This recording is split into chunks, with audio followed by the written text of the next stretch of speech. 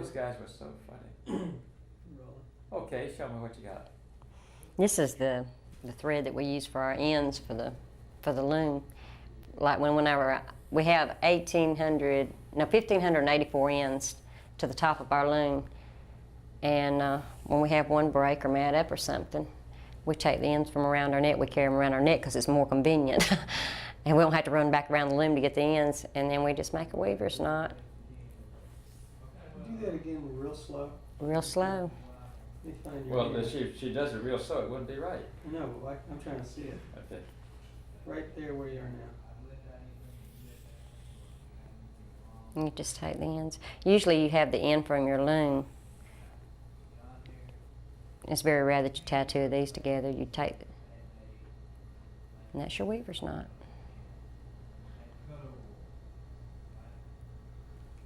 Okay. If we can't get into the middle, we'll have to do that, because that proves she's a weaver anyway. Do you line about what you said about Fieldcrest? About me carrying it out one time. I said they're going to get me for taking out the ends like that. I'm carrying it out one thread at a time. So how long did it take you to learn everything you need to know when you're? Oh, I still don't know everything I need to know. I've been weaving for 3 years, going on 4 years, and there's still a lot that I need to know. But you don't need to know just the actual weaving process. You need to really know how to kind of fix some of the things on your loom yourself and how to pull warps over. It's not supposed to be your job, but if you're going to be a good weaver, you learn those things. And there's still things that I need to know to be an excellent weaver. When did you first get into the mill? In 1979. Just say when I first got into the mill. I first got into the mill 1979, December. How old were you then? I was 23. Telling my age. Okay, start again and say I first got in. I first got into the mill. Sorry, just say I first got in the mill at 29 when I was 23, but that wasn't the first job I had. Okay. And then go back and tell us the first job you had. Run that by me again. Yeah. I first got in the mill when I was 23. Now what you did? Okay. I've been, you want me to say with Fieldcrest or just in the mill? No, just in the mill. Okay. I've been in the mill since I was 23 years old. That was 1979. But now I've worked ever since I was about 13 years old. I worked in a little old fast food joint in the back of the store, peeling onions. I started out there, and I worked in several different places. I worked in a nursing home. I worked in spinning mills, steak houses. I worked as a barmaid. But I've stuck with the mill the longest. It pays the best, regardless of your education or anything else. See, it seems like the mill does pay the best. It's just that it doesn't pay as much as you'd like it to meet your needs. Good. Okay. Yeah. Could we try the tape recorder one more time? Okay. What's Well, yesterday when you showed Jamie and I Mhm. the tape recorder, we were listening to it. You had this look on your face. You were really listening to it, and you almost looked a little angry, you know. And you started to explain to me like what the movement was like, and you almost looked. You gave me a feeling of like robots. That's what it's like. And I was hoping that you could show that to me again. I mean, it really gave me a sense that I was in there. Sort of like you can feel the rhythm, and you were just sort of doing it. And then like you a- started to sort of teach it to me and Jamie, and we started to do it too, and then it was over. I might can. Okay. So really think about that Okay. sound Yeah. when you turn it Okay. on. And when you do hold it in the middle like that, it's nice, like that. Is there anything in particular you want me to say? I just Just tell about since I couldn't get. what it sounds like, and then show me. Since I couldn't take you. You have to do that. Say that beforehand. Oh, before you okay. can- Since I couldn't take you with me inside the mill, I'm going to let you listen to the sounds that we put up with for 8 to 12 hours a day. And it's a rhythm. You can hear the clacking of the harnesses And the shuttle, you can almost hear the shuttle flying back and forth. You can almost picture it. Yep, there it is. This is the harnesses. Flapping.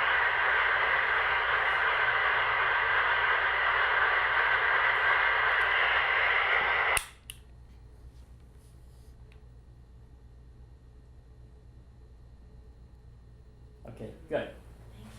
Okay. Great. I don't think we got what she wanted. No, you did. No, we Yeah. didn't. We better. We better.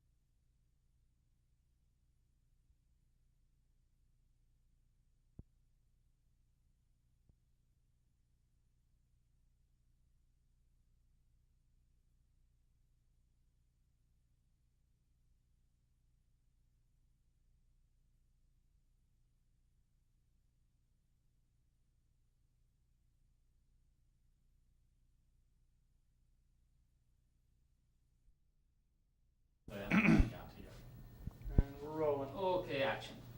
The exhibition that we're in is called Chattahoochee Legacy, and the general premise of this is to show what life in Columbus has been like. Let's start again. You're doing fine, except that I didn't tell you that you should be in. Rolling. Okay, action.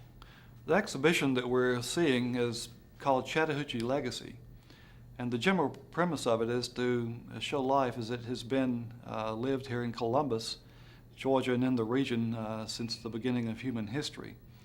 One facet of the region that we paid particular attention to is the textile industry and the effect that that industry has had on the people of the region.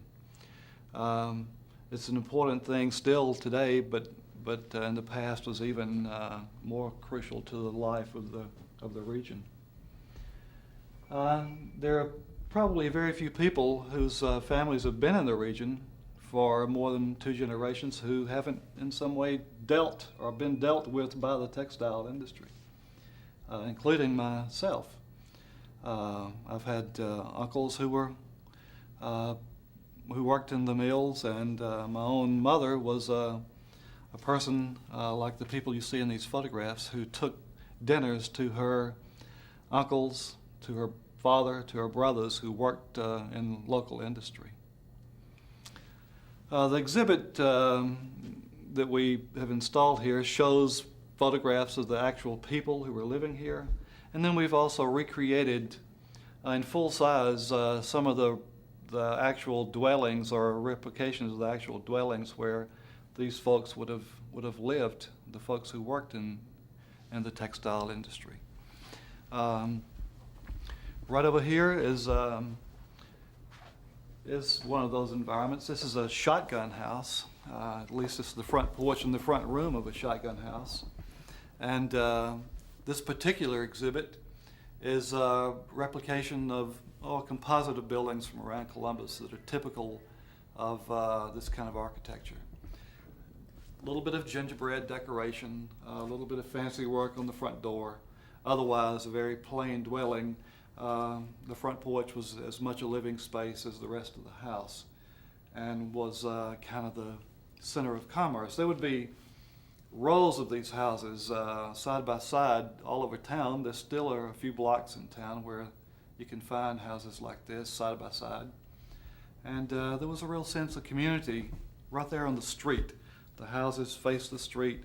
People walking by would stop and pause, converse with the guys who were sitting on the front porch.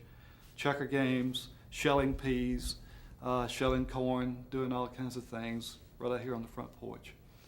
The inside of the house, fairly simply furnished, and this is pretty typical of what would have been found inside. Just some few pictures on the walls, simple chairs, sofa, rag rugs. Actually, this particular room is pretty much a replica of my own grandmother's front parlor. Nice. And just, you know, Got today was the exercise room, but that. You mean hearing and talking?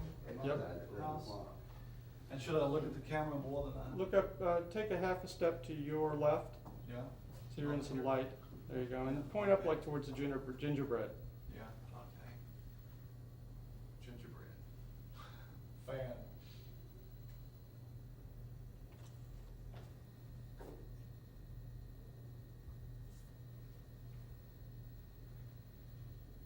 Okay. Rolling. Action. The exhibition that we're in right now is called Chattahoochee Legacy. It's our attempt to explain something about the human history of the region here in the Chattahoochee Valley. A real important aspect of that history, of course, is the textile industry. And we've paid quite a bit of attention to that. There are exhibits showing some of the machinery that was used locally in the mills. And then there are photo blow-ups of vintage photographs that were made here in the early part of this century, the 20th century, showing some of the people who were actually employed. A number of my own folks, my own relatives, were employed in the mill as loom fixers. My mother was a dinner toter, looked very much, I suppose, like the young girls in these photographs. The exhibit employs not only objects like the looms and photographs of this kind, but we've replicated full-size environments so that the museum visitor can actually get an idea about what the life was like for the people who lived here. And this is a typical Columbus house. It's called a shotgun house. Front porch with a little bit of fancy work, gingerbread trim, a little bit more on the door, but otherwise a fairly plain dwelling. And there were rows of these houses side by side in many blocks of Columbus. Still a few blocks where you can find rows of houses. And the front porch was an extremely important part of the community, the neighborhood. A lot of action on the front porch, people gossiping, walking by, speaking to each other, shelling peas, eating watermelon, playing music, playing cards, dominoes, checkers, and all these porches right up against the street, so that there was this sense of community. And many times these houses were provided to people by the industry for which they worked. Cut. Doris, when you were, No, I have to say, they have to go first. Okay, anytime. Okay, sir? Go ahead. Doris, when you were 7, I was 17. No, when she was 13. Try again. Okay, back up, 13. I can't remember that far back, you know. Okay. Okay. Doris, when you were 13, I was 17, and I remember the textile strike at Eagle Mill in 1934, when Governor Talmadge sent the National Guard down to destroy the strike against the textile workers. Do you recall anything about that? Yes, I recall that.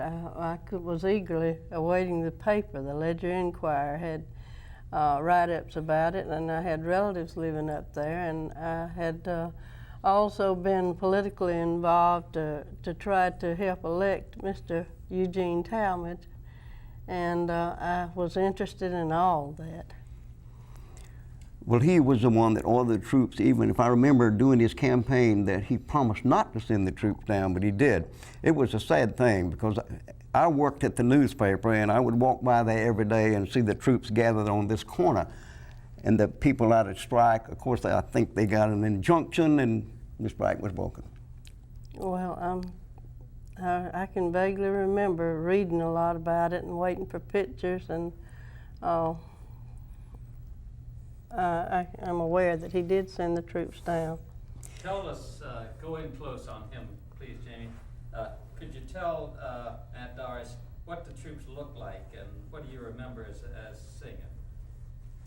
Just talk to Aunt Doris, yeah. What I remember about the strike was the pickets were on the line over there, and the National Guard sat there in their full armor, ready to dispel any trouble that might arise. There was no trouble, to my recollection, of any violence on the picket line. I think the main trouble had been a few days before. Before they got here, possibly so. I don't recall that, though. Just again, keep looking at her and talk about if you saw the bayonets out or whether they camped or that kind of thing. If I recall, the camp was on the corner of 13th Street and Front Avenue. They had the bayonets, but I don't remember seeing them in use or withdrawn for use. They were there, though, in full regalia for that. Well, did you see them doing any drilling or anything like that? No, I didn't see any drilling or any marching, but they had their camp there ready for them. Did you know any of the fellows? No, I didn't know any of the fellows that even on the picket line. I didn't know. My father-in-law worked at the mill at that particular time, but I didn't know him then. He was out on strike. He was one of the strikers. Okay. All right. I think that you'd like to tell Aunt Doris about. I can't remember. Okay. I can't remember too much about it. Like I said, you recall my memory when you come down here. It was the thing when you come down here some time ago at the Labor Council meeting. Yeah. I think that does it, then, Okay. Okay. All right. Thank you Thank very you. much. Thank you. I'm going to be on your Right. left most of the time. Rolling. Action. Okay, guys.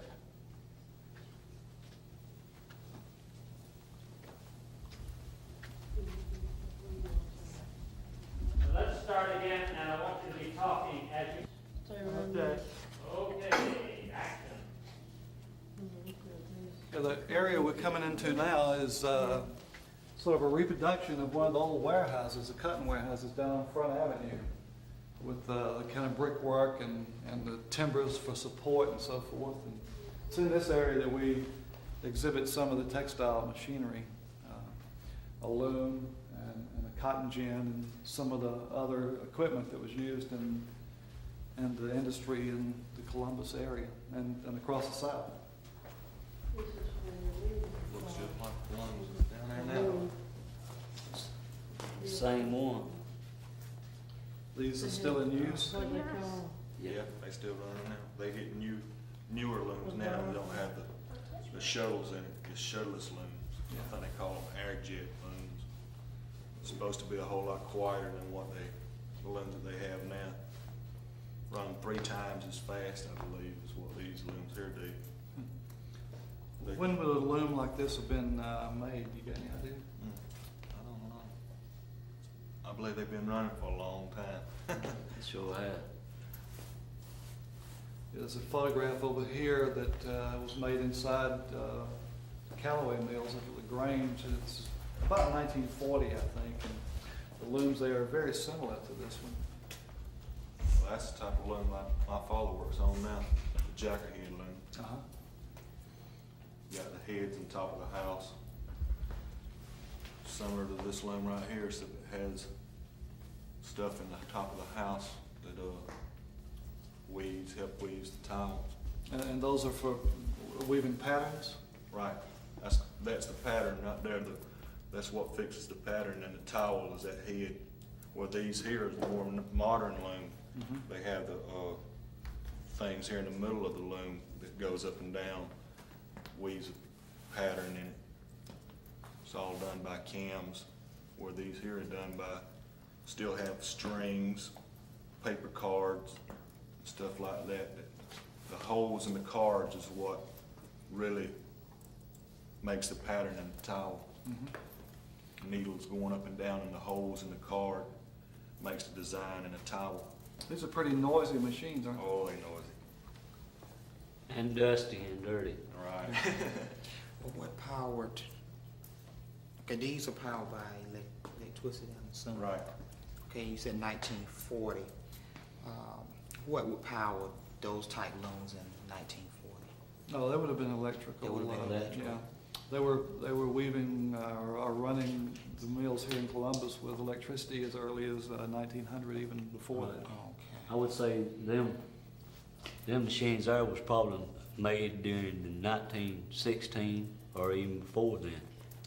Not only that, as you can see, the beam wise, they're going from the smaller beam now. They're going to the bigger loom beam, like he was referring to the jet loom. It's taking the place of the annual regular, you would say, loom beam. It's going to a miniature All electronic. guinea beam. Electronic round, which you still have weavers and mechanics working on, but be technicians now instead of mechanics. Yeah. It's not like it used to be. Talk about the atmosphere in the mills and dust and stuff. Caused a lot of cotton dust. What about humidity? Don't you have to keep the room They pretty damp? they keep the weave sheds with moisture control valves in the ceiling. It sprays moisture down on the looms all day long. So it's humid in there. I guess before air conditioning, it was pretty hot and humid. My father talks about it'd be so hot that he'd be wringing wet with sweat all day long, not just for a little while, but all day long. Could you talk about what it's like to try to build an exhibit to give the public some feeling of what it's like? Yeah, well, the idea here was in this exhibit, was to create a sort of a surrounding that was reminiscent of the interior of some of the rooms in the warehouses and in the mills. We added a little space here that represents a mill office, sort of the floor boss's office, and the kind of stuff that would have been in there, say, in the 1930s. Photograph of maybe one of the owners of the mill, telephone, calendars, some drawings of equipment, and catalogs and so forth. Journals that would have been kept on production. Pretty simple, and as I understand it, originally the offices were just out on the mill floor, and running the floor, and then because of the noise and so forth, they in effect built glass cages around the guy's desk, and that became the office. So that's what we're showing here. He could keep an eye on the floor, and but still have some quiet to do the book work that he was required to do. You mentioned noise. How much noise are we? I don't know as far as measuring the noise, but it's, it's noisy. They monitor the noise now in the weave sheds. Well, any part of the plant that has excess noise, they monitor it to prevent from people having ear loss. So we can assume that, let's say 1920 and 1910. Back in those days, they probably had nobody to monitor or had anything to monitor the noise back in those days. So we could expect all kind of health problems associated with working in it. Losing your hearing. Can't breathe in the morning time when you wake up. I've heard people say that that because of the noise level inside the mill, they would shout to speak to each other. Could hear that okay, but once you got off and went outside, you would be deaf for an hour or so because suddenly everything's quiet and you can't hear. And then you gradually, your hearing adjusts to the quietness and it comes back to you. So you'd spend the first hour off work without being able to hear anything. Doris, come around and tell the gentleman about your experience. I can remember when they would, the electricity would go off and the noise, it would be so quiet that you'd just really get a sense of a miserable feel because it'd be so quiet you could hear every sound, every quill and everything. And it would be so hot in there until actually perspiration would be dripping off of the hem of your dresses. Women wore dresses when I worked in there to start with. We didn't wear the pants. And when I'd come out, the hem would be dripping wet. And that I can remember that, and the quietness and the eerie feeling that you'd have when they'd all holler, the goats jumped off the rock when the current would go off, you know. And it'd be, the quietness would almost smother you after hearing the noise so long. Okay, move right on to the next little bit of the exhibit now. Rolling? We can say something about the union. Yeah. Sure. I can remember a time my father would sit down and talk about how it used to be in the union back in the mills when there wasn't no union. He helped bring the union in the plant where I work at now. He could tell me about times like you was talking about how the lights would go out and first one thing and another. And I just like talking to him about it, learning things that happened back then don't happen these days. Unions help the plant a whole lot. It's brought a lot of good jobs from where there used to be bad jobs to run. Well, it could certainly have stood some improvement from when I was there. There's still things that could be improved in there now. Unions are fighting every day to help bring them jobs better. Instead of building the machines for production and quality, they also now are building machines for the employees that run the machines. Seems like that the manufacturers of the machines is building machines for employees to run them instead of for the machine to run the employee. Well, that's nice because you need to consider the people that use the materials, but also the people that manufacture them too, because we're all human and everybody needs consideration, so that helps. Okay, start moving over to the other part of this.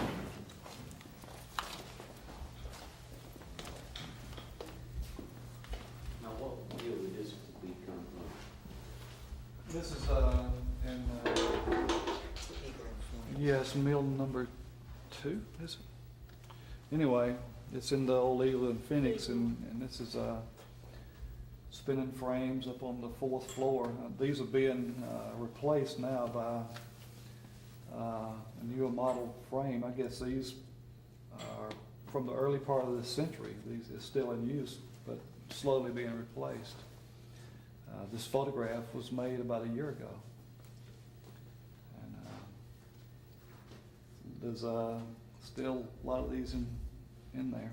Well, my father, he used to run this type of machine, and then it was called either fly frames or either it was called a slubber.